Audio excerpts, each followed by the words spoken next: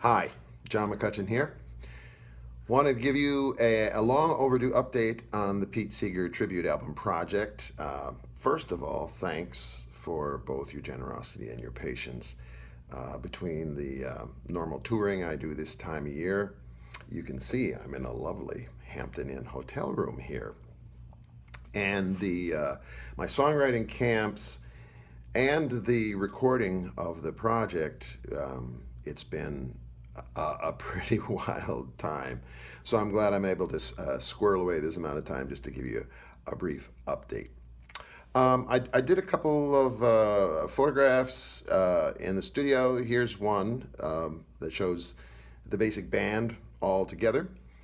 And then I asked some of the guys to give me little video testimonials of what it was like to work on this amazing project. So here goes. Having not been that familiar with the Pete Seeger era coming into this project, it was so informative and enlightening and refreshing to be able to honor his legacy.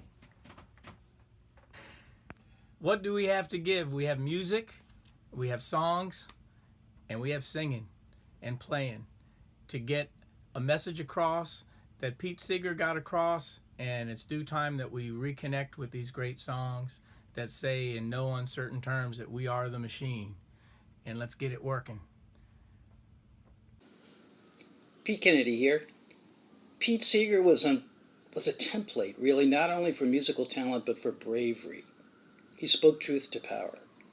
And I believe that John McCutcheon does that in our own time. He's an heir to Pete Seeger's legacy, and it was an honor to take part in this album. And we had some horns in recently. One of my favorite of Pete's songs, I learned it back when I was maybe 18 or 19, was Letter to Eve. And I always imagined having kind of a smoky cabaret type treatment of the song. Here's a little bit of the horns doing their thing.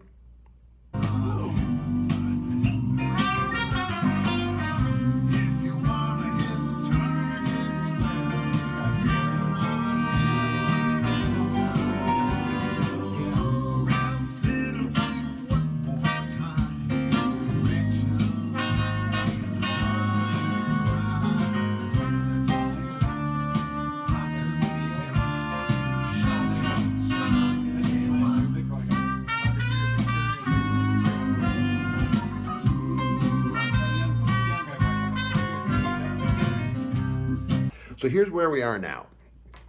All my parts are done, all my instruments, and all my vocals are done. All the basic tracks are done. Harmony vocals are done for the most part. All the ancillary instruments that the basics and the horns and everything would be put on. And now we're shipping off files to off to Nicaragua, where my friend Katia Cardenal, one of my favorite singers in the world, she and her brother had the group duo Guarabaranco prior to his death a few years back. She's going to sing a duet with me on Guantanamera. Michael Doucet and some of the fellows from Beausoleil are going to add something that we're giving. If I had a hammer, a Cajun treatment. We're going to have some wonderful background vocals from the Steel Wheels on some stuff, and Finest Kind.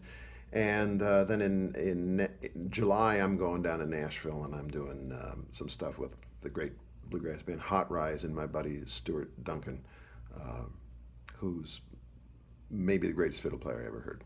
So I'll send you one more update before the mixing and everything, or at the end of the mixing, and we'll keep you updated.